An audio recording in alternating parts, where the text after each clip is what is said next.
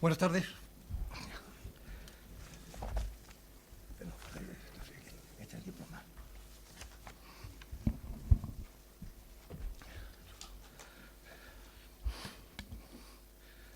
Se abre la sesión pública y solemne de la recepción como académica de número en la Real Academia Matritense de Heráldica y Genealogía de la ilustrísima señora doña María Teresa Fernández Talaya.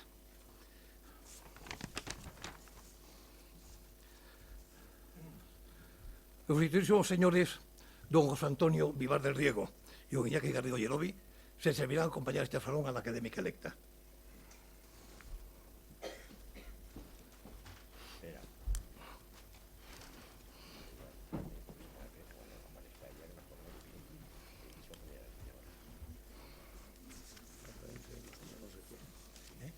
Cuando entren lo ponemos aquí nosotros. Exacto. Yo voy diciendo. El censurio le ha dicho la duración y todo eso, se lo ha dicho. Sí. Todo, lo tenemos todo. Está muy bien. No sé el color que tiene ella.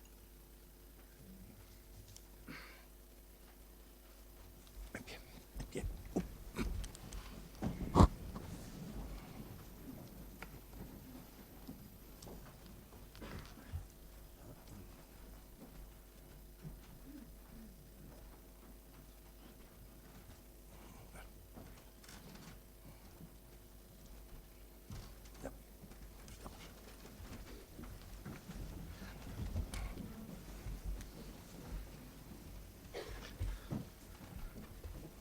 Da comienzo el acto público y solemne de la lectura oficial de su discurso de ingreso de la académica de número ilustrísima señora doña María Teresa Fernández Talaya.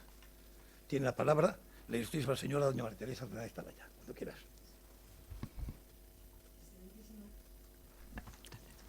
Excelentísimo señor director, excelentísimos e ilustrísimos señores académicos, señoras y señores, en primer lugar, me van a permitir que me dirija a los tres académicos que han firmado mi candidatura, el ilustrísimo señor don Ernesto Fernández Sexta y Vázquez, el excelentísimo señor don Jaime Salazar y Hacha, el ilustrísimo señor don Manuel Fuertes de Gilbert y Rojo, barón de Gavín, para expresarles mi agradecimiento por la confianza que han depositado en mí.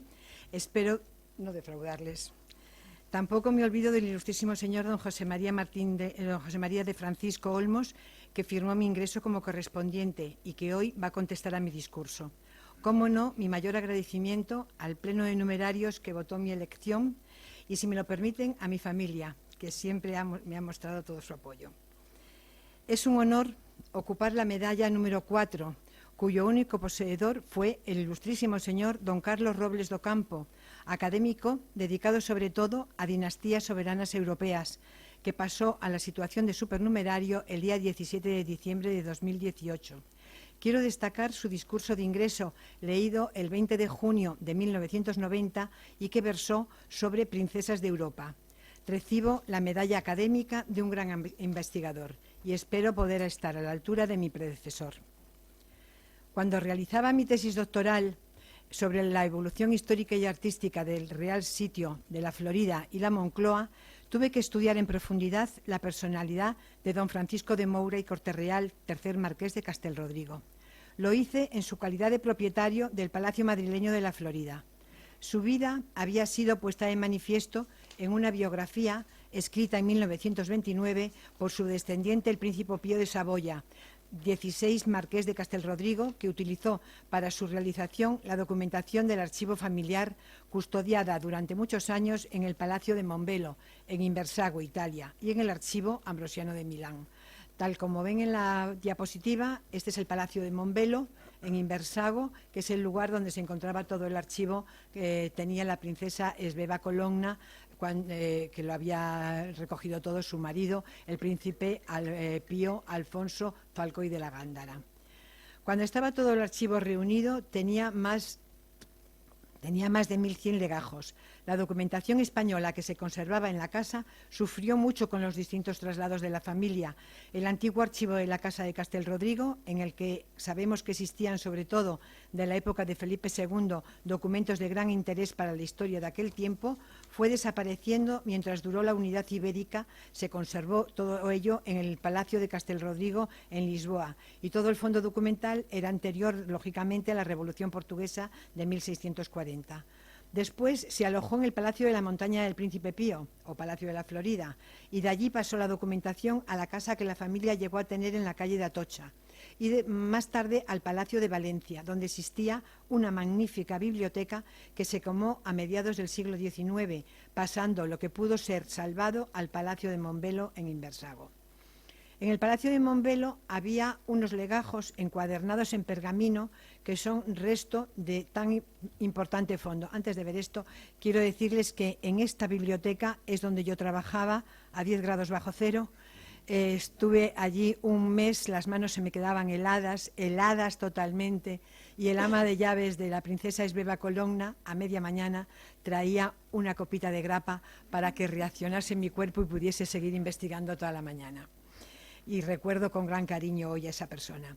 El primer tomo de las embajadas que estaban aquí contiene las negociaciones que Cristóbal de Moura hizo en Portugal de orden del rey Felipe II. Los tomos 2, 3 y 4 prosiguen poniendo de manifiesto todos los derechos de Felipe II a la corona de Portugal.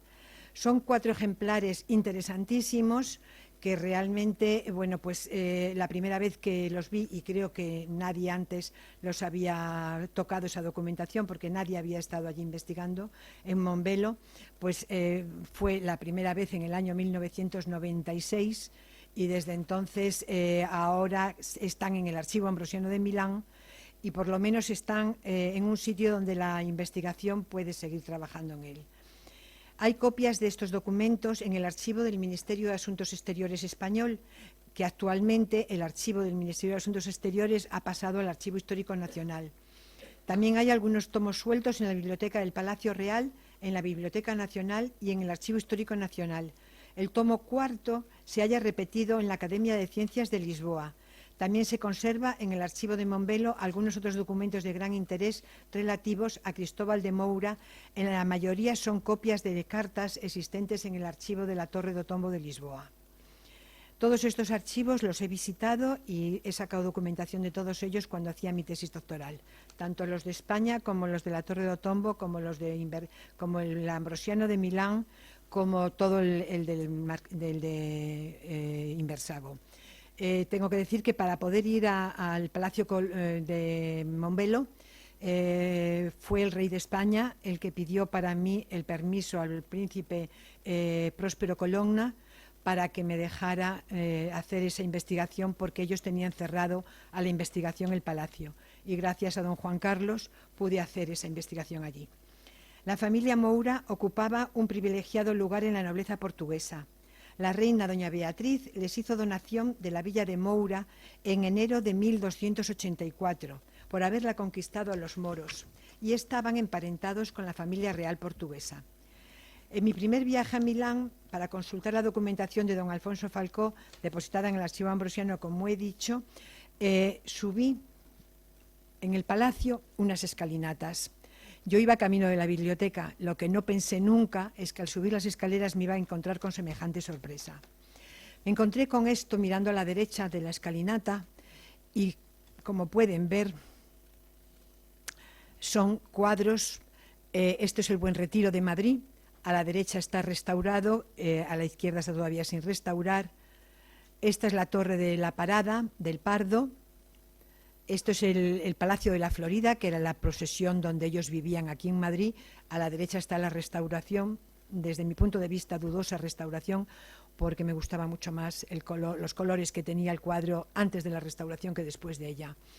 Esta es la Quinta de Queluz, quinta propiedad de la familia Corte Real y de la familia Moura allí en Portugal. Y esto es San Bento de Lisboa, que es un proyecto atribuido al arquitecto portugués Baltasar Álvarez y que está también en la escalera. Eran posesiones de la familia y ellos quisieron representarlas allí un poco para tener la historia de su familia con ellos. Y entonces, bueno, pues es una verdadera delicia, ¿no? Pasados unos meses de esta primera vez que vi todos estos cuadros, hice un segundo viaje. Esta vez fui acompañada de 2 grandes fotógrafos madrileños para hacer las fotografías que ilustrarían el libro El Real Sitio de la Florida y la Moncloa, evolución histórica artística de un lugar madrileño, que, como la mayoría de ustedes saben, pues es el libro institucional de la Presidencia de Gobierno español. Cuando en ese momento, al llegar, me encontré con la gran sorpresa y triste sorpresa de que doña Esbeva Colonna acababa de fallecer. El palacio estaba siendo desmantelado por completo y en ese momento pues estaba todo, los cuadros todavía estaban en las paredes, pero cuando llegué a Madrid empecé inmediatamente a buscar la posibilidad de que en Madrid se compraran por lo menos los cuadros madrileños. Aquí había unas copias muy malas en el Museo de Historia de Madrid y realmente no teníamos esos cuadros fantásticos que hemos visto ahora mismo. No conseguí que las instituciones madrileñas tuvieran dinero en ese momento para comprarlas, es decir, el ayuntamiento, pero la Fundación de Abelló se hizo cargo de todas y, como todos ustedes saben, porque acaba de terminar hace unos días una exposición donde estaban los cuadros colgados y otra era hace 2 años también los expusieron, están todos guardados en perfectas condiciones, aún después de haberlos restaurado. Bueno, vamos a dejar ahí la restauración.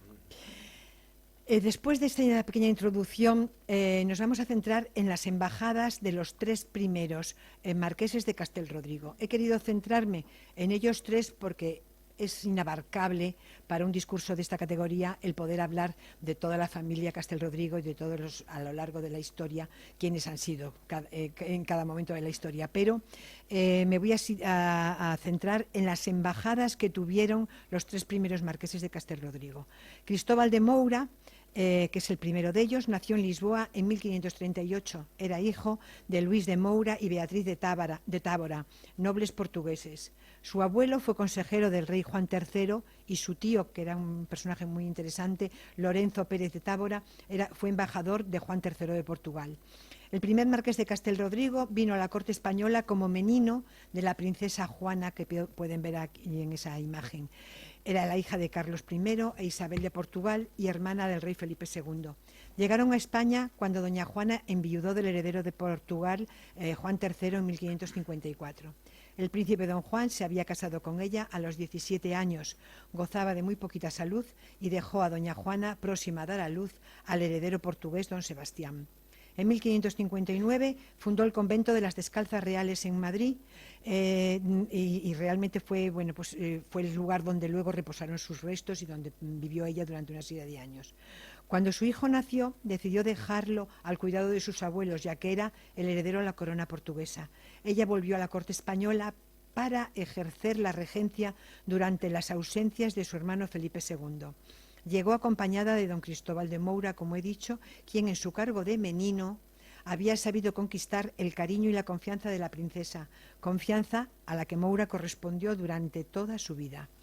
Don Cristóbal tenía 16 años cuando llegó a España. De vez en cuando doña Juana lo enviaba a Portugal para que llevara regalos a su hijo, algo que desde luego don Cristóbal hacía de sumo gusto. Cuando tuvo 21 años, doña Juana, satisfecha del cariño y la inteligencia con que le había servido, su antiguo menino le impulsó a cruzarse caballero de la Orden de Calatrava, algo que era imprescindible en aquel momento para quienes querían tener cargos de importancia en la corte. En noviembre de 1559 presentó la solicitud de hábito, pidiendo que las pruebas e investigaciones se hicieran tanto en Lisboa como en España. Allí en Lisboa declararon durante todo el mes parientes y amigos, conviniendo todos los testigos en afirmar la limpieza de sangre de don Cristóbal y la hidalguía de su escudo. Por real cédula fechada en Toledo en enero de 1560, se mandó proceder en España a la misma diligencia que acababa de practicarse ya en Lisboa. Los expedientes de pruebas de aquella época realmente no ofrecen gran interés. Los he consultado, pero no ofrecen gran interés. La indagación se terminó el 26 de febrero de 1560 y de conformidad con ella se le impuso el citado hábito. Doña Juana también pidió a don Cristóbal para don Cristóbal la encomienda de Fuente del Moral como premio a los servicios prestados en las empresas militares del Peñón de la Gomera y Mazalquivir. La relación con la princesa se mantendrá toda la vida de esta. En los momentos más difíciles, Moura siempre estuvo a su lado, y la princesa no se olvidó del que fuera su menino cuando redactó su testamento en el monasterio de San Lorenzo el Real, nombrándole uno de sus testamentarios. Doña Juana estableció minuciosamente las cantidades que debían de dar a religiosos, enfermos, doncellas, pobres, pero la cláusula testamentaria que realmente a mí me ha interesado es la que iba destinada al caballerizo, en aquel momento su caballerizo también, Cristóbal de Moura. Y dijo en el testamento, precisa que se le den a don Cristóbal de Moura 750.000 reales, maravedís, perdón, tenía 272 maravedís y pasa a tener 275.000. También, 750.000. También le dejó todo lo que está a su cargo en la caballeriza, por haberle servido durante tanto tiempo con gran amor y fidelidad. Queda puesto de manifiesto el cariño que ha profesado doña Juana a don Cristóbal en la cláusula del testamento, pero además le ha dejado una cosa que ella tenía en gran aprecio, que era una imagen de la Virgen guarnecida de oro que ella siempre llevaba encima. Ese mismo día 8 en que murió, suplicó a su hermano Felipe II cerca de la persona, o sea, que tuviese cerca a la persona de don Cristóbal de Moura, para que le llevase negocios de confianza. Como no podía ser de otra forma, don Cristóbal estuvo a su lado hasta que expiró y la acompañó en su traslado desde el Escorial hasta el monasterio de las Descalzas, donde dejó dispuesto que la enterraran. Su habilidad y los buenos servicios prestados a Felipe II, cumpliendo lo solicitado por su hermana doña Juana en su testamento, le hicieron también ganar la confianza del rey Felipe II, y entonces hizo que don Cristóbal fuese su principal asesor en asuntos portugueses.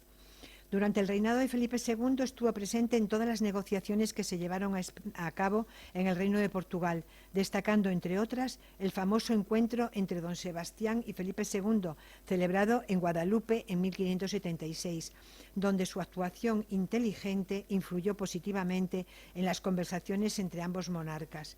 El objetivo del encuentro era organizar una gran cruzada contra el Reino de Fez en Marruecos.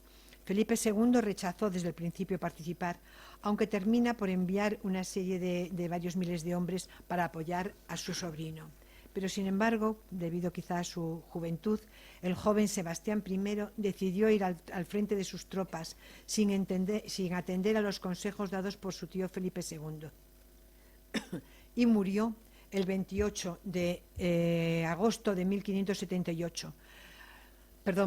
El 4 de agosto de 1578, en el territorio marroquí de Alcazarquivir. A Sebastián I le va a suceder su tío, el cardenal don Enrique de Avis, inquisidor general. Se proclamó rey el 28 de agosto. Muchas gracias.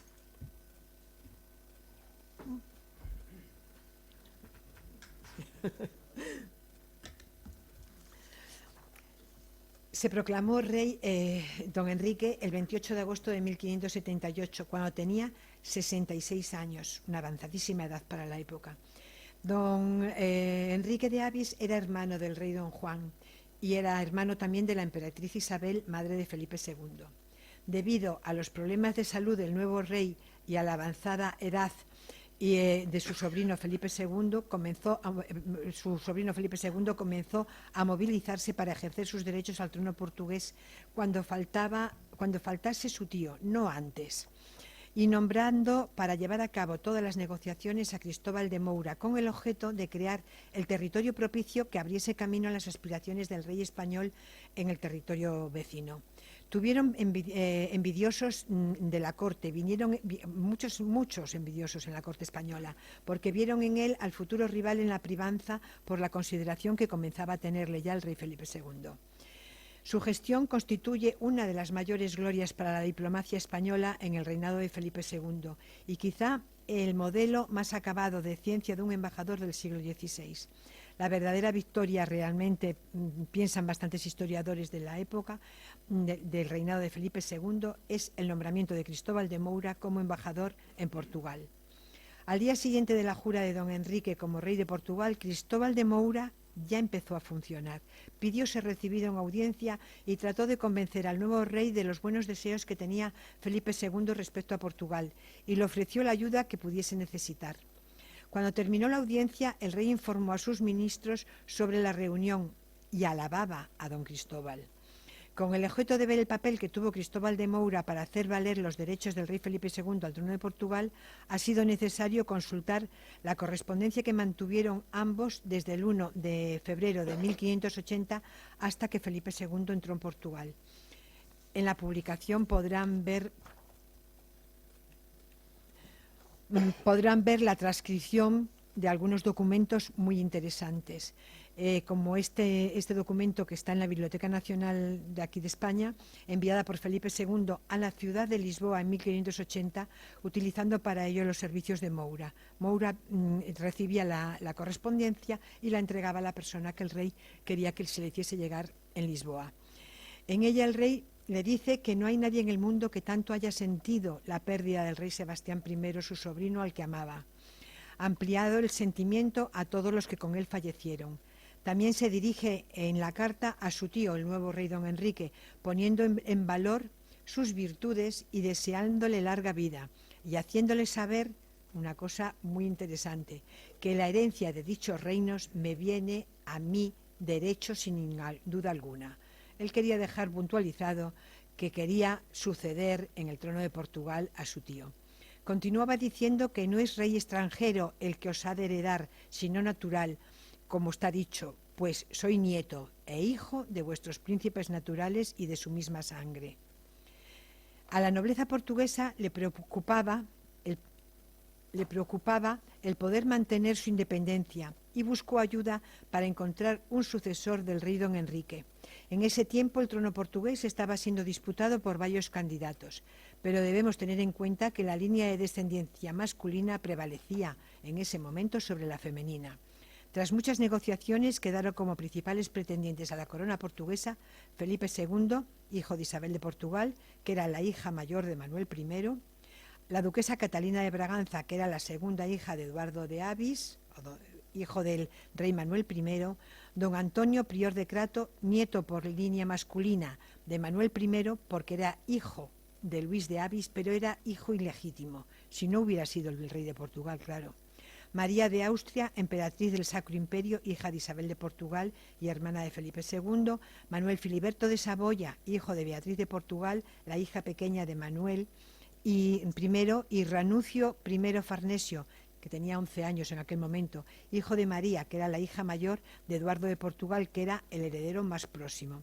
Respecto a este último pretendiente, debemos de tener en cuenta que su padre, Alejandro Farnesio, no defendió bien los derechos de su hijo al trono portugués, y no los defendió bien simplemente porque era aliado de Felipe II y no le interesó en ningún momento, porque si no, realmente si se estudia la cosa despacio, quizá tuviera más derechos que Felipe II.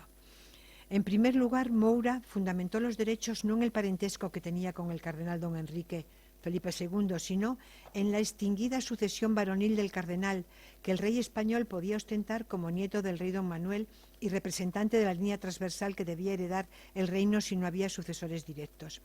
Rechazado el derecho del prior de Crato, porque Felipe II realmente era el pretendiente al que el duque de Saboya, era preferente al duque de Saboya por ser este más joven que el rey de España y también menor en años. La infanta Beatriz, su madre, era menor que la infanta Isabel también. El parentesco de Ranuncio Farnesio con el rey don Manuel era más remoto que el del monarca español, y el de la duquesa de Braganza también era más remoto. Pero Felipe II tenía a su favor. Realmente la duquesa de Braganza, si fuera hombre, hubiera prevalecido sobre Felipe II, pero tenía a su favor ser varón, y cuando estaba en el mismo grado de sucesión que su prima Catalina, el pueblo lo prefirió a él. Catalina aspiraba al trono portugués en virtud de sus derechos a ser nieta de Manuel, hija de don Duarte, que ya sabemos que primero van los hombres y luego las mujeres, que debía ser preferido a su hermana mayor Isabel. El argumento más poderoso de la duquesa de Braganza era presentarse ante sus compatriotas. En todo momento reivindicaba su calidad de portuguesa, prometiendo que nunca extranjeros dominarían Portugal. Don Cristóbal de Moura tenía un especial talento y experiencia que le hicieron seducir a los portugueses, valiéndose para ello de grandes cantidades de dinero y favores que Felipe II puso a su disposición para llevar a cabo su trabajo. El resto de los pretendientes, don Antonio y doña Catalina, también se valieron de toda clase de seducción. Incluso el Papa pretendió ejercer el derecho de nombrar rey alegando que el segundo conde de Portugal tuvo de la Iglesia el título de rey, obligándose a pagar cierta cantidad de oro en feudo, pero no consiguió que los portugueses se sometieran a la autoridad del Papa. La enemistad de los Braganzas y don Antonio fue beneficiosa para las negociaciones que llevaba a cabo don Cristóbal de Moura, y poco a poco fue haciendo que los representantes más ilustres de Portugal jurasen a Felipe II por rey. Incluso don Enrique se inclinó hacia España. Por otro lado, don Enrique intentó contraer matrimonio para tener un hijo que le sucediera, con 66 años. Pidió dispensa papal.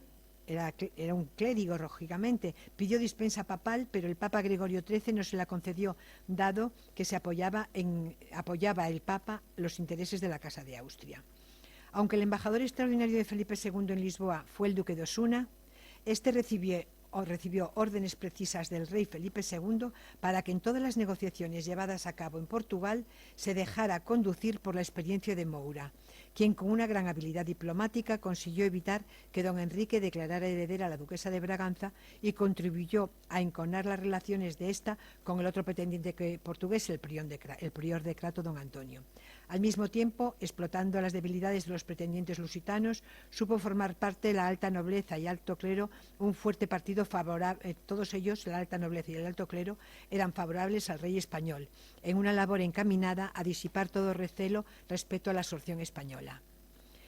Nada se resiste a la voluntad de Mora, y no obstante, los espías continuamente le rodeaban y seguían sus pasos. Hubo momentos en que pasó realmente muchos peligros en Portugal. El 11 de enero de 1580 se convocaron las Cortes en Almeirín con el objeto de determinar quién debía suceder al rey Enrique I. Pero esto fue el 11 de enero. El día 31 fallece el rey.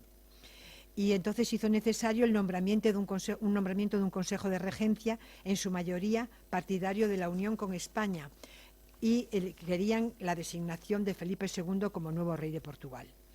Cuando murió don Enrique, don Antonio se hizo automáticamente don Antonio, que era el hijo de don Luis. Recuerden, quería hacerse con el trono portugués, y respaldado por un pequeño ejército no pudo contener las tropas que envió Felipe II, y entonces lucharon en un momento determinado. Felipe II contra don Antonio, ganó Felipe II, y Felipe II consiguió el trono de Portugal. El 16 de abril de 1581 fue coronado rey de Portugal en las Cortes de Tomar. El 18 de diciembre de 1581, ya metiéndonos en la vida personal de don Cristóbal, se casó con Margarita de Corte-Real en Lisboa.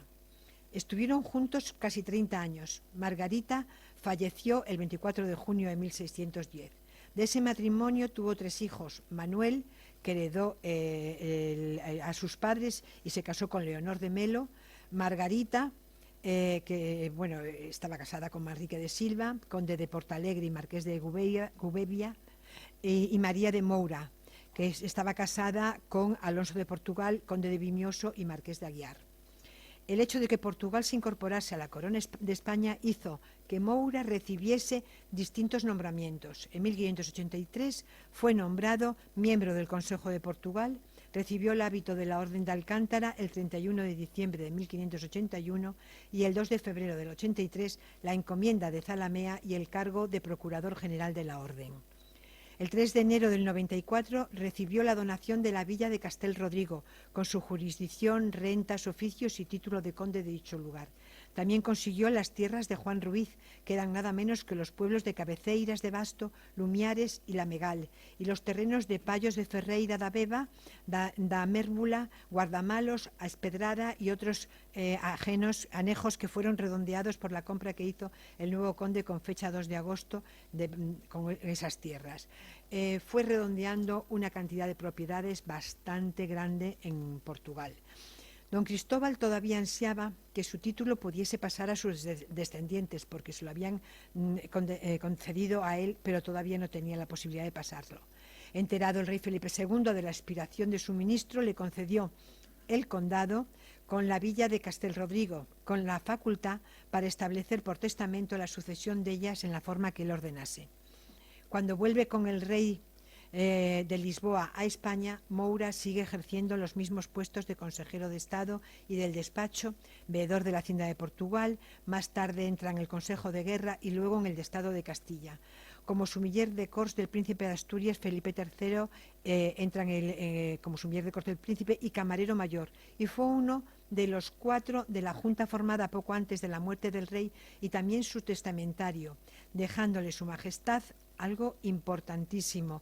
Por lo menos yo mis años de archivera de Palacio creo que era uno de los cargos más importantes, que era dejarle los sellos y estampillas de su firma y las llaves de todos sus escritorios con encargo de destruir lo que le pareciera. En el Archivo Histórico Nacional está custodiado el nombramiento de Cristóbal de Moura, marqués de Castelrodrigo, como virrey de Portugal, en el cual el rey Felipe III dice que se lo concede por lo bien que le ha servido y por sus cualidades y conocimiento del reino vecino. El título, en portugués es viso rey de Portugal, fue dado el 29 de enero de 1600. Los virreinatos duraban 3 años, por ello Moura en 1603 presenta su dimisión. Manifestaba don Cristóbal a Felipe III que creía haber cumplido con la obligación de buen vasallo, avisando en cualquier caso de lo que convenía y encaminando las cosas lo mejor posible. Realmente don Cristóbal estaba deseando ya volver a España. Era ya muy mayor, se nos estaba haciendo don Cristóbal mayor. Aquí le tenemos, perdón. Bueno, había pasado antes para que vieran esta maravilla de Felipe II. Se la dedico a mi querida Carmen, que es la persona que más aprecia la figura de Felipe II que yo conozco. La respuesta de Felipe III a su petición de poder abandonar el cargo de virrey de Portugal fue: aunque os hayáis descargado del gobierno de ese reino, tengo por necesario en él vuestra asistencia para advertirme desde ahí lo que tuvierais por más conveniente y encaminar lo que para esto os pareciere, pues es conforme a vuestro celo y al amor que me tenéis con tan larga experiencia de lo que toca ese reino. Será esto de mucho provecho que sin orden mía no hagáis ausencia de ese reino. Esto fue dado en Aranjuez en 1603. No terminan las súplicas. Moura sigue pidiendo al rey que le deje abandonar, pero el rey está empecinado en que Moura continúe en Portugal. Pero él quiere venir a Madrid sobre todo por hacer valer todo lo que el rey le había concedido. Y entonces, por fin, el rey le deja venir a Madrid y a los pocos días de llegar comenzó a decirse que había recibido instrucciones para ir de nuevo a Portugal. El pobre quería quedarse en Madrid. Pero entonces el rey Felipe III se publicó un catálogo de las recompensas que le hacía a Cristóbal de Moura. Y le hacía el título de marqués de Castelrodrigo por 3 vidas, más de las que le había dado, que empezarían a contar desde la de su hijo, con todas las honras, franquicias y preeminencias que gozasen los marqueses en Portugal. Título de conde de Lumiares para el primogénito de la casa. Después que si casaban sus hijas, las hijas del marqués, con personas que tuviesen bienes de la corona y órdenes, se los concedía el rey en 2 vidas más. La verdad que es muy largo, pero bueno, que vacando bienes de la corona de su majestad le pudiera hacer merced de que distintas mercedes que pedían. Le concedió 2 hábitos de Cristo, esto es importantísimo, con 20.000 maravedís para las 2 personas que Moura decidiese. Tener el hábito de Cristo es una orden portuguesa y será muy importante para lo que veremos a continuación. La encomienda de San Salvador de Santarém, otras muchas encomiendas que en el libro las tienen todas y no se lo voy a hacer largo. El 27 de diciembre del 98, Felipe III le concedió el título de marqués de Castelrodrigo y luego en el año 21 ya le concede la grandeza para el título de marqués de Castelrodrigo. En 1608 Moura ya estaba en Portugal, pero le dio tiempo todavía a volver a España, porque el 28 de diciembre de 1613 está en Madrid. La primera casa que tenemos constancia de que vivieron los marqueses de Castelrodrigo, llegué a ella gracias a un trabajo que hice el año pasado y que se publicó por el Instituto, que es en la construcción de la casa del Duque de Uceda. Pues una parte de la casa del Duque de Uceda era la casa de don Cristóbal de Moura. El rey le pidió encarecidamente que se la vendiera al Duque de Uceda para que pudiera ampliar su casa y hacer una casa más grande. No le hizo ninguna gracia a Cristóbal de Moura, pero se la cedió al Duque de Uceda. Muere Cristóbal de Moura y entonces he sacado desde una casa alquilada. Iba vestido con los mantos de la orden religiosa que tenía. Le recibieron en las puertas del colegio de la Compañía de Jesús. Fue depositado en una capilla que estaba debajo del altar mayor hasta ser trasladado a su propia sepultura en Lisboa, tal como había ordenado él en su testamento que quería que le llevaran a Lisboa. Al año siguiente le llevaron a Lisboa, pero la capilla que le llevaron fue a la capilla de San Francisco en Lisboa y le depositaron en ella, pero él donde quería ser depositado es en la capilla mayor de San Bento, que es el convento que estaba haciendo la familia y que por fin terminaron y fue depositado allí su cuerpo. Hace muy poco estuve viendo dónde está la capilla. Está donde está hoy el Congreso de los Diputados de Lisboa, y han rodeado con una valla toda la capilla porque tienen que hacer las excavaciones que están los cuerpos debajo. Saben dónde están, a mí me pidieron documentación, se la di toda, pero allí siguen todavía los cuerpos, no se han hecho excavaciones. Yo les dije que les ayudaba a buscar dinero por algún sitio europeo para hacer esa excavación porque sería interesantísimo. Y bueno, pues estoy a la espera de que quieran reaccionar y hacer algo al respecto, pero sería tremendamente interesante porque están enterrados ahí él, sus hijos, etcétera. Después de don Cristóbal llega Manuel de Moura. Manuel nació en Lisboa y fue la embajada que tuvo, las embajadas que tuvo son tanto o más interesantes que la de su padre, aunque las de Lisboa, dado que tenemos a Felipe II detrás, nos interesan sobremanera. A Manuel se le concedió el 26 de enero de 1599 el hábito de Alcántara, pero era muy joven, muy joven, muy joven.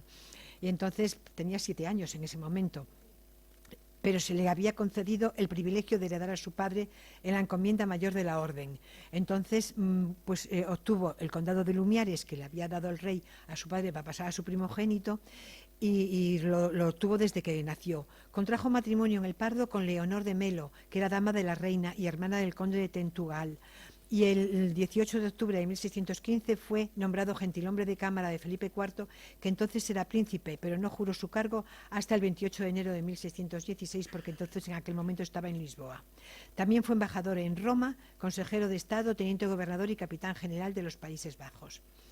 El 29 de diciembre del año 30 se va de embajador a Roma y entonces hizo testamento. El testamento lo encontré en el archivo de protocolos de Madrid. Hay un expediente personal interesantísimo en el archivo del Palacio Real, que lo tenemos a disposición de todos para poder consultarlo. Y después en el archivo de protocolos está todo su testamento, que no voy a entrar hoy en él, pero que está toda la partición de bienes, igual que está la de Francisco de Moura. El conde duque de Olivares vio a Manuel de Moura a un adversario. Era digno hijo de su padre, que podía influir en la privanza del rey. Entonces decidió quitárselo de medio cuanto antes y que se fuera a Lisboa y que se fuera después a Roma cuanto antes. Don Manuel llegó a Roma como embajador y es muy bonito y muy interesante ver la entrada como era la entrada de todos los embajadores y como aquí en Madrid sigue haciéndose hoy en día. Ingresó en la ciudad eterna en la carroza que el cardenal Barberini mandó a su encuentro, acompañado del maestro de cámara del prelado Monseñor Ascasio y seguido de otros 40 carruajes, fíjense cómo podría ser, de cardenales, embajadores y príncipes residentes en la ciudad. Con toda aquella comitiva llegó hasta el palacio del cardenal Borja, donde desmontó para dirigirse tras un breve reposo al palacio del Quirinal para besar los pies del Papa. Doña Leonor también entró en la ciudad justo a continuación de su marido, con un acompañamiento más reducido pero igualmente con gran esplendor. La primera audiencia oficial de Castelrodrigo tuvo lugar a principios de junio del 32. El cardenal Borja fue el encargado de presentarla ante el Papa, quien le recibió en el Palacio del Quirinal, nada menos que iban 113 carrozas en ese momento. No todas las ocasiones en que el embajador de España comparecía públicamente ante el pueblo romano y la corte pontificia revestida un carácter tan extraordinario, pero cuando eran las entradas lo hacían a lo grande. Don Manuel participó en los festejos que se realizaron en Roma con motivo de la elección del emperador Fernando III como rey de romanos. Allí, el 4 de enero de 1637, se supo en la ciudad eterna que había sido elegido rey de romanos Fernando III. Y entonces, el 10 de enero, comenzaron una serie de festejos. el conde Doñate mandó un correo a Castel Rodrigo en el que le hacía partícipe de la noticia para que el embajador en Roma comenzara a preparar todo. Él vivía entonces en la Plaza de España, donde está hoy todavía la Embajada de España en Roma, que es la embajada más antigua del mundo.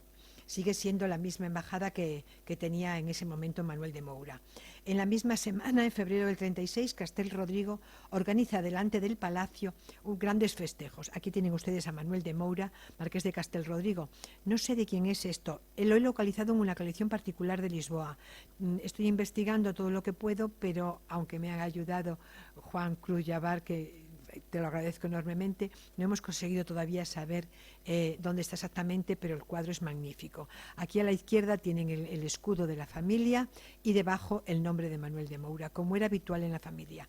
Y aquí, pues Manuel de Moura, segundo marqués, es una estampa de la calcografía, está en la Biblioteca Nacional de España, hay varias documentos de este estilo en la Biblioteca Nacional, y aquí tienen los diseños de Claudio y Lorena para los fuegos artificiales.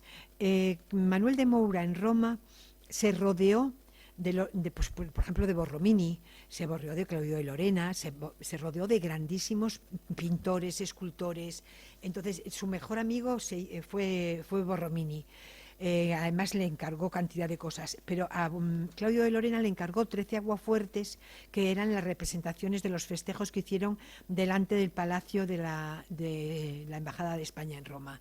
Realmente estuvieron 3 días haciendo festejos, fueron de una suntuosidad impresionante, y los romanos en todo momento dijeron que el embajador de España era el que había hecho los festejos más suntuosos de toda Roma. Manuel de Moura superó bastantes conflictos diplomáticos a lo largo de su estancia en Roma, pero lo que debemos destacar es la labor que llevó a cabo para proveer de cuadros al Buen Retiro. Hizo la compra de cuadros y los mandó a España. Mandó 17 cajones llenos de cuadros. Entonces, con ellos se adornó el Palacio del Buen Retiro. Hoy están en el Museo del Prado, perfectamente identificados la mayoría de ellos como cuadros comprados por don Manuel de Moura para adornar el Palacio del Buen Retiro en Roma. En 1640 se levantan contra la dominación española. Felipe IV le nombró consejero de Estado, pero aunque no pudo tomar posesión porque seguía en Roma, y en 1640 los portugueses se levantan y entonces la familia Moura perdió todas sus posesiones de Portugal. Tenía este palacio que hoy en día es la sede del Congreso de los Diputados de Portugal. Perdieron todo, perdieron las posesiones de Queluz, perdieron todas las posesiones que tenían en Portugal, y además quedaron muy mal vistos por todo el pueblo portugués. En Portugal Moura es un nombre que no está bien visto realmente. En 1941 es interesante destacar que don Manuel fue enviado a la Dieta Imperial de Ratisbona como ministro plenipotenciario. Tenía que hacerse cargo de las negociaciones de la paz de Münster para poner fin a la guerra de los 30 años. Fíjense, o sea, que participó en actuaciones interesantísimas por toda Europa. En el 46 Felipe IV le hizo una indemnización, porque le habían concedido las ciudades de Trani y Matera en el reino de Nápoles, pero los napolitanos se opusieron radicalmente a que se le concedieran a un español esas ciudades, y entonces luego le dio otra serie de ciudades en las que hoy no vamos a entrar porque si no se nos hace muy largo. Y no disfrutó el último nombramiento que le hizo el rey, que fue un nombramiento de mayordomo mayor de palacio. No lo disfrutó muchos años porque lo nombró en 1649 y en el 51 falleció. Francisco de Moura es el tercer marqués de Castel Rodrigo. Realmente es el que más he estudiado porque era el dueño del Palacio de la Florida. Creo que me estoy pasando de tiempo, con lo cual les voy a hablar muy rápidamente. Creo que voy a dejar todo y les voy a hablar muy rápidamente de Francisco de Moura. Esto quiero solamente puntualizarles que hay 3 cuadros, uno de ellos, aquí pone Manuel de Moura. Se tienen que fiar de mí, los fotografié yo en el Palacio de Mombello, en Italia. Cuando estuve, todos estos cuadros salieron de aquí, de Madrid, muchos. Unos se fueron a Italia. Pues todavía se fue a la Galería Sotheby's de Londres para ser valorado. yo creí que no debía de estar saliendo de España en ese momento, y aquí pone el nombre. No hemos podido leer el nombre en condiciones, pero o sea, creemos que por las condecoraciones de la Orden del Cristo, de la Cruz del Comendador Mayor de la Orden Militar del Nuestro Señor Jesucristo de Portugal, tendría que ser Manuel de Moura, aunque está la gente diciendo, los historiadores, que es Cristóbal de Moura porque lleva gola. Debería ser Cristóbal de Moura y debería ser su vestido, debería llevar la golilla que lleva su mujer Leonor. Pero las condecoraciones que lleva no las tenía Cristóbal de Moura, las tenía solo Manuel de Moura. Entonces, si hago cargo de las condecoraciones, que es una forma estupenda de datar los cuadros, pues entonces creo que debo de decir que es Manuel de Moura, aunque no quieran decirlo muchos otros. Este es Francisco de Moura, el marqués de Castelrodrigo. Esto es uno de los grabados que hay en la Biblioteca Nacional, y esta es una miniatura donde tengo a doña María de Moncada y Aragón, que es la mujer de don Cristóbal de Moura. Francisco de Moura, es el dueño del Palacio de la Florida. Aquí se lo pongo tal como está la obra hoy en día, restaurada. Hizo este palacio a lo largo de una serie de años y se fueron a vivir toda la familia ahí. Los grandes sobre todo viajeros que visitaban la ciudad de Madrid, han escrito mucho sobre este palacio, y todos ellos decían que era un palacio con grandes obras de artes de Rubens, de Mengs, de Van Dyck. Efectivamente debía de estar adornado por todas las obras que tenía la familia y que yo todavía he podido ver en Mombelo, y que estoy tristemente viendo que están desapareciendo de allí, porque esta que acabo de enseñarles ahora está actualmente en una galería de arte de Lisboa a la venta. Entonces estuve hablando con el galerista y me dijo que de momento no hay nadie interesado en la obra, pero bueno, que las voy localizando por el mundo para tenerlas controladas todo lo que puedo. Aquí tengo a Francisco de Moura. Este cuadro también ha sido vendido por la familia cuando murió Esbeva Colonna y empezaron a desmantelar. Yo lo he fotografiado allí en el Palacio de Mombelo. Entonces aquí está el escudo de Francisco de Moura, y aquí en la izquierda se lee perfectamente que es Francisco de Moura, el tercer marqués de Castelrodrigo. También tiene la Orden del Cristo de Portugal y ha sido adquirido por el Gobierno Regional de Madeira en el año 2000 y está en el Museo de Madeira. Y esta colección, el día que yo las vi, estaban envueltas en manta debajo de una escalera. Las tuve que sacar del Palacio de Mombelo, de las mantas donde estaban, y he conseguido fotografiarlas. Son una serie de esculturas que adornaban el Palacio de la Florida de Madrid. Hay constancia en los inventarios que se hicieron a la muerte de don Francisco de Moura que todas estas esculturas adornaban las estancias de palacio.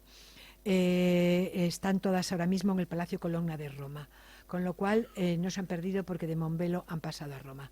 Tienen a Cristóbal de Moura, su mujer, don Manuel de Moura, don Francisco de Moura y el rey Felipe IV.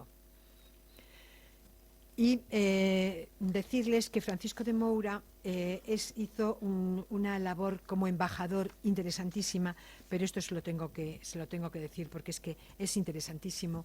Hizo que quizá nuestro libro pudiera estar en el Consejo, cuando España tenía la presidencia española de la Comunidad Económica Europea, se llevaron el libro del Real Sitio de la Florida y la Moncloa realmente por esto, porque el emperador Fernando III de Alemania, pues se hizo con el trono de Alemania, y luego empezó a haber una serie de casamientos regios de hermanas, primas, etcétera, con reyes europeos. Pero el papel de don Francisco fue que ir a Alemania para llevar las credenciales del rey Felipe IV para casarse con la reina Mariana de Austria. Se fue allí, parecía que podía hacer Felipe IV perfectamente todas las negociaciones, pero por detrás alguien le estaba malmetiendo contra lo que estaba haciendo él allí, y entonces que no querían que se hicieran los desposorios. Entonces él, en un momento determinado, dijo que quería quedar libre a los ojos del mundo del empeño que la infanta quería de valerse de casamientos para ganarse a distintos súbditos. Hubo unas críticas tremendas, hubo unos problemas tremendos, lo van a poder leer todo entero ahí, pero no puedo alargarme mucho más. Y luego Francisco se quedó como embajador en Alemania, él tampoco quería estar de embajador en Alemania, pidió varias veces al rey volver a España, quería que si no le hiciese llegar a su mujer allí, pero le dejó porque quería que se convocó la dieta imperial y quería que estuviera en todas las negociaciones, luego estuvo en las negociaciones de Ratisbona. Y me hubiera encantado de contarles toda la vida de Francisco de Moura, pero nos alargamos demasiado. Quería que vieran la cronología los escudos de la familia. Este es un cuadro que estaba en la escalera donde estaba toda la documentación en Mombelo. Estaba este cuadro, pero aquí en Madrid hay un pergamino que lo encontré en la biblioteca de la Sociedad de Amigos del Arte, de la biblioteca del Museo Nacional de Antropología. No me digan cómo ya aparecí allí, pero aparecí. Y entonces aquí hay una fila ya de escudos, siguen descendiendo, aumentando, hasta que llega a Leonor de Moura, que es la última, que fue la que por orden de ella se hizo todo este documento. Y gracias a este cuadro podemos ver, bueno, esto está en la escalera, que es la escalera principal del Palacio de Mombelo, que es el escudo de armas del mayorazgo de Castelrodrigo. Y aquí tienen el escudo de Cristóbal de Moura, es un campo de gules, 7 castillos de oro, la corona de marqués, bordeando el escudo está el collar de la insignia Orden de Alcántara. Se dan cuenta de Alcántara. Cristóbal de Moura, Margarita de Corte Real, en campo de gules, 6 costillas de oro y jefe de plata con una cruz de gules y corona de marquesa.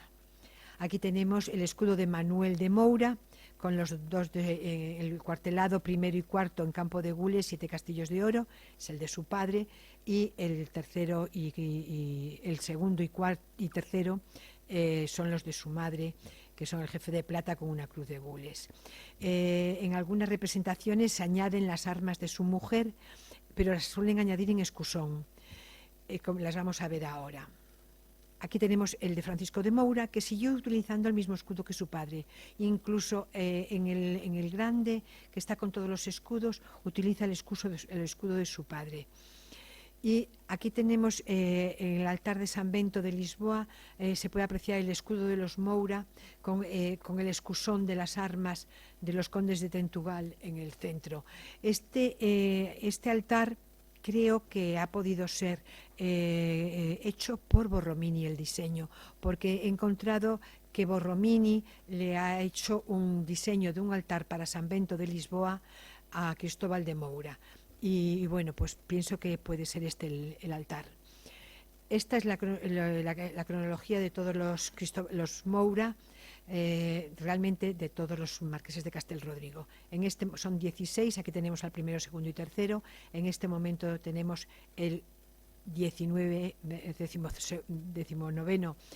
Filippo Balbo Bertone di Sambui, casado con Patricia Zaparoli, y tiene una hija, Gabriela Balbo y Bertoni, que será en el futuro seguramente la número 20 de los marqueses de Castelrodrigo. Y nada más, muchísimas gracias por estar aquí conmigo esta tarde y nada más que...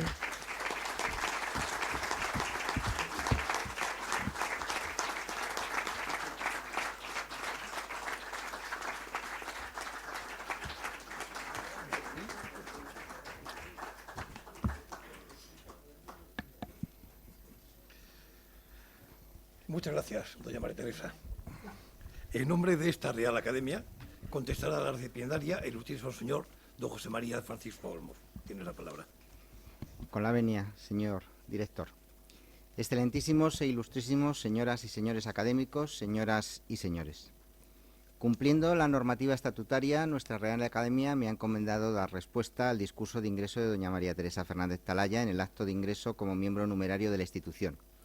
Y así lo hago muy honrado por el encargo y con sincera alegría. Honrado por poder contestar a una persona de la altura científica y personal de la recipiendaria y con sincera alegría por la amistad que nos une desde hace años. Nace doña María Teresa en la localidad gallega de Villagarcía de Arosa, importante puerto situado en el norte de la provincia de Pontevedra. Comenzó sus estudios en el Colegio de las Madres Filipenses de esa ciudad, los continuó en La Coruña y más tarde en Madrid, donde terminó el bachillerato. Sin olvidar sus orígenes gallegos, se ha convertido de hecho en madrileña de adopción. Se licenció en Geografía e Historia en la Universidad Complutense de Madrid y se doctoró en Historia del Arte por la misma universidad con la tesis El Real Sitio de la Florida y la Moncloa, evolución histórica y artística de un lugar madrileño, dirigida por el recordado Francisco José Portela Sandoval. Su entrada en el mundo laboral la llevó a los archivos, primero en la empresa privada en los años 70 en AEG Ibérica de Electricidad y luego ya en los 80 en el Archivo Histórico Nacional, realizando la práctica en dicho archivo catalogando el interesante fondo de la Caja General de Reparaciones de la Guerra Civil, organismo de represión económica dependiente del Ministerio de Hacienda de la Segunda República, creado en septiembre del año 36, a los 2 meses de iniciada la Guerra Civil por el gobierno de Largo Caballero, con el objeto de incautar en favor del gobierno los bienes de los civiles que habían apoyado la sublevación militar del 18 de julio.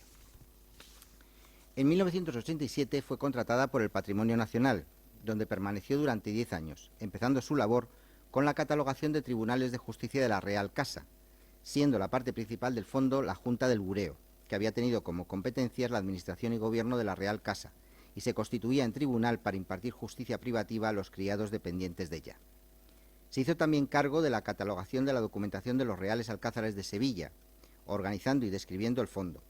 La variedad de actividades y funciones de ese Real Sitio fue un gran reto en cuanto a planificar su organización archivística.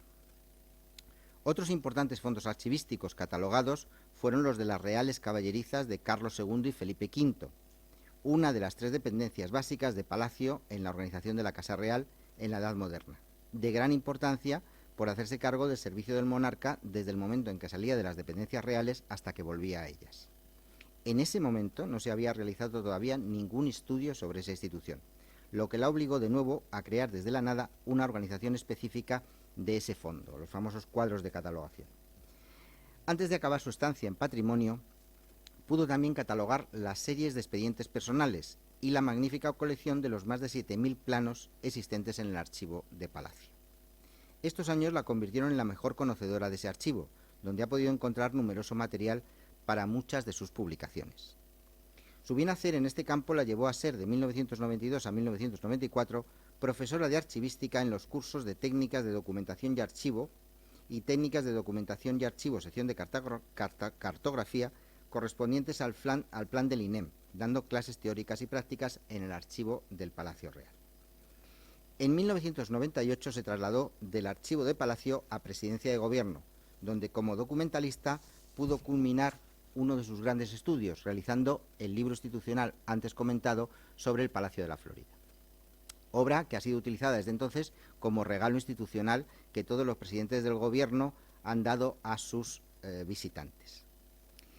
Desde finales de los años 90 colaboró con el Ayuntamiento de Madrid, en especial con la Gerencia de Urbanismo, donde elaboró varias memorias históricas que sirvieron de base para la rehabilitación de edificios como el cuartel del Infante Don Juan, el cuartel del General del Ejército, etc.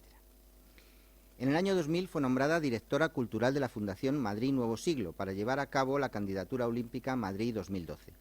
Y durante sus 4 años en el cargo realizó una magnífica labor, organizando concursos y jornadas específicas, como la del diseño de la imagen visual preolímpica de la ciudad, el que pretendía resaltar los valores de la villa, el de las ideas sobre las nuevas infraestructuras, el de la unión del deporte y las artes, etc. En este periodo ingresó como miembro colaborador del Instituto de Estudios Madrileños, pasando a ser miembro de número en el año 2001.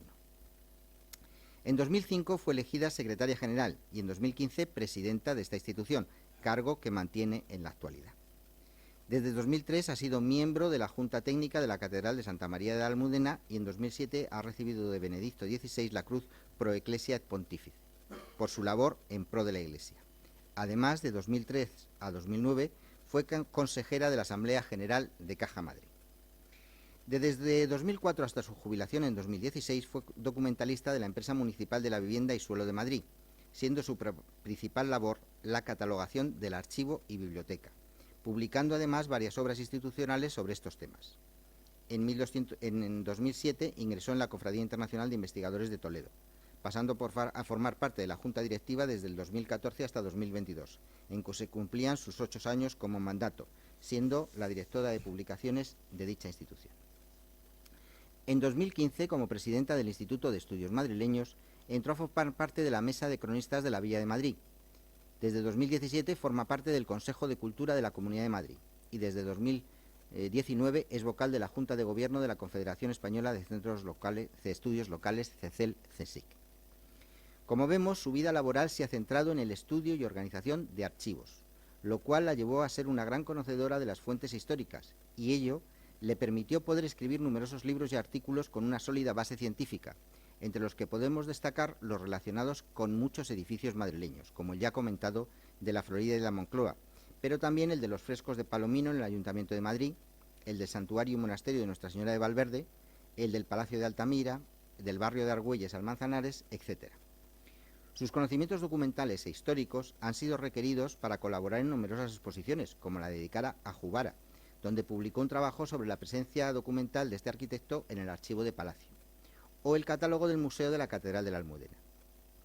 En cuanto a los artículos, casi un centenar, podemos destacar su colaboración en la revista Reales Sitios, de forma especial, y entre ellas el realizado sobre un documento que trata sobre Goya y la realización de los frescos de San Antonio de la Florida, el de la reconstrucción del monasterio del Escorial tras el incendio de 1671 y 1872, el de las pinturas de Jubara en el Palacio de la Granja, el del retablo de la Inmaculada Concepción de los Reales Alcázares de Sevilla, el del Canal del Manzanares en el Madrid de Carlos III, la Casa Palacio del Conde de Aranda, José I y los Palacios de la Moncloa y la Casa de Campo, el Hospicio del Ave María y San Fernando, la Capilla de San Isidro en la Iglesia de San Andrés y muchos más. Su conocimiento de las fuentes la hacen capaz, incluso, de contarnos cosas buenas de personajes tan denostados como Fernando VII, ya que nuestra compañera ha encontrado entre sus papeles cómo ayudaba con su dinero privado a muchas personas menesterosas que le pedían ayuda, exponiéndole sus problemas. Algo que no hacía mucho en la política, pero bueno. Pero además de todo lo dicho, también hay que destacar su labor de gestión. Y de ello puede dar fe en especial la Cofradía de Investigadores de Toledo y el Instituto de Estudios Madrileños, donde desde diversos puestos directivos ha dinamizado y multiplicado las actividades y publicaciones de estas instituciones. Y ahora esperamos que nuestra academia se beneficie también de esa extraordinaria capacidad de trabajo, además de su gran saber y conocimientos que hemos visto abarcan un enorme abanico cronológico, y que se han ido especializando gracias a su conocimiento de las fuentes en las relaciones de los monarcas y la Real Casa con Madrid, en especial con edificios singulares y su desarrollo, pero también en la vida institucional, religiosa, social y política, aunque sin olvidar nunca sus raíces gallegas, como muestra uno de sus últimos trabajos, que trata sobre el entorno familiar de doña Emilia Pardo Bazán, en la obra que le dedicó el Instituto de Estudios Madrileños en 2021, Doña Emilia, de Galicia a Madrid y el mundo por Montera. Pasando ahora a hablar brevísimamente del tema de su discurso, debo decir la sana envidia que me produce que nuestra compañera pudo haber tenido la posibilidad de visitar y estudiar los papeles y obra de arte que acabaron custodiados en el Palacio de Montbello, donde los herederos de los Moura terminaron reuniendo lo que quedó del gran archivo de esta familia, y allí pudo consultar, por ejemplo, los tomos que ya ha comentado de las embajadas que relatan los servicios de don Cristóbal para Felipe II desde los años 60 del siglo XVI hasta la anexión de Portugal, a los que se añade diversa documentación referente tanto a los servicios de su hijo Manuel como de su nieto Francisco a la corona en diversos lugares de Europa, que son tratados de forma detallada en el discurso, aunque muchas veces sus datos son absolutamente inéditos, ilustrando además el texto con magníficos retratos y grabados que hemos visto muchos de ellos en esta presentación. La recipendaria da una nueva muestra de su profundo conocimiento de las fuentes y de cómo tratarlas, gracias en parte a un acceso privilegiado de las mismas, ya que ha conseguido que se le abran unas puertas que para muchos han estado cerradas e inaccesibles durante mucho tiempo. Sus protagonistas son 3 miembros de la familia Moura, marqueses de Castelrodrigo, fieles servidores de la corona durante más de un siglo en unas circunstancias muy difíciles.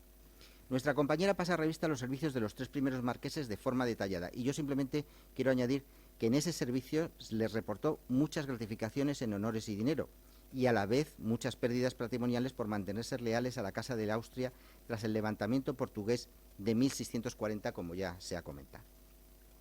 Como un ejemplo de esas mercedes y los cambios políticos que les acompañan, podemos decir que don Cristóbal fue caballero y comendador de la Orden de Calatrava a instancias de su señora, doña Juana, pero tras sus prolongados servicios a Felipe II pasó a la Orden de Alcántara, recibiendo la encomienda mayor de la misma con derecho a sucesión.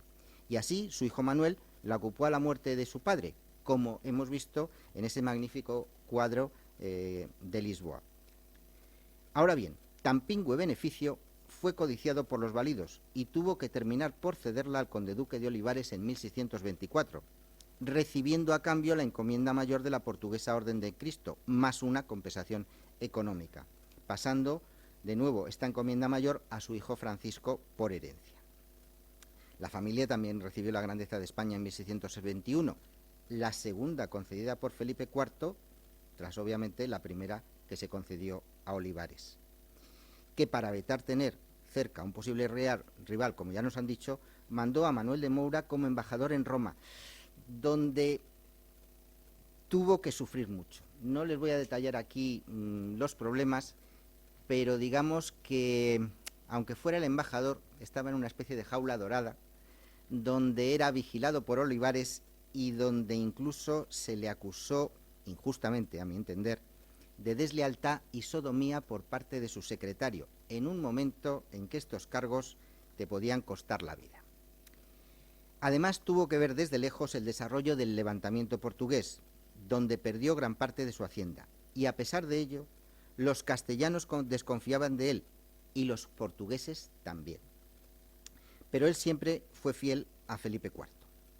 En 1641 se le nombró embajador extraordinario ante la Dieta de Ratisbona, residiendo en Viena cerca del emperador Fernando III varios años, hasta que fue nombrado teniente gobernador de los Países Bajos y luego enviario plenipotenciario para la paz de Münster.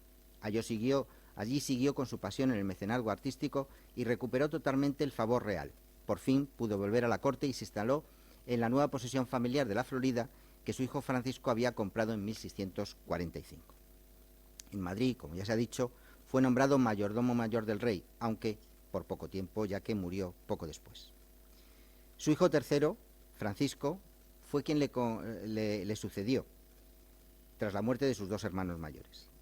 Y él, que había visto la injusticia sufrida por su padre y la pérdida de sus grandes posesiones, pudo compensar esas pérdidas económicas gracias a que Felipe IV le entregó el ducado napolitano de Nocera, cuyas rentas estaban valoradas en cerca de 250.000 ducados. Francisco fue nombrado gentilhombre de Cámara del Rey, el encargado de ir a Viena como embajador extraordinario para actuar en nombre del monarca en su matrimonio con la archiduquesa, quedando luego como embajador ordinario ante el emperador hasta 1656, que le recompensó sus servicios con una renta hereditaria de 100.000 florines de oro. Fue luego virrey de Cerdeña y de Cataluña, pasando luego a gobernador de los Países Bajos, regresando a Madrid para ocupar una plaza en el Consejo de Estado y ser presidente del Consejo de Flandes, falleciendo en su finca de la Florida en 1675.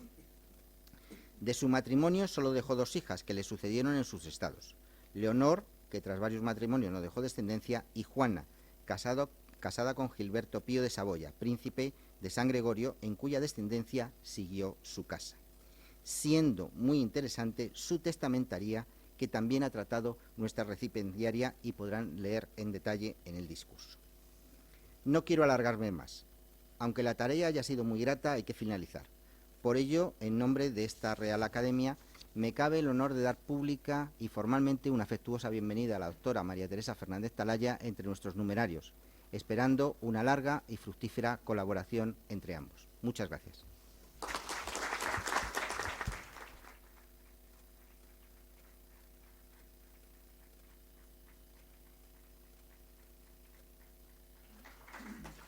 Muchas gracias, don José María.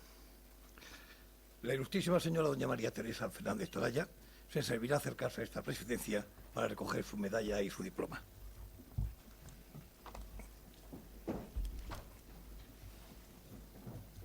Vamos a recoger esto así. Yo pongo así al cuello porque si no va a ser difícil que te lo pongas.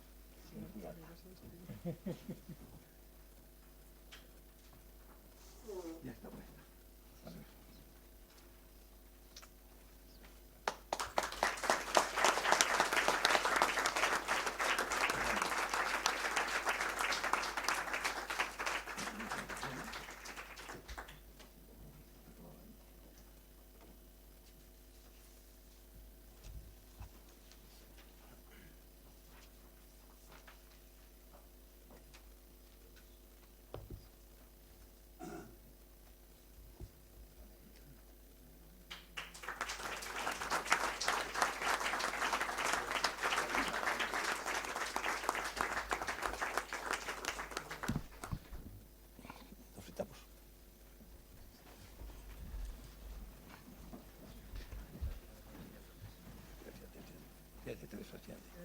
No, siéntate aquí.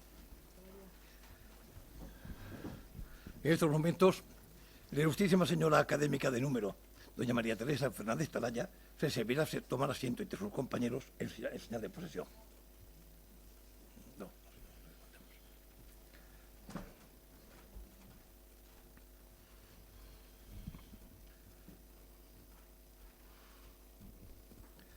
La ilustrísima señora doña María Teresa Fernández Talaya queda recibida por académico de número de la Real Academia Matritense de Heráldica y Genealogía.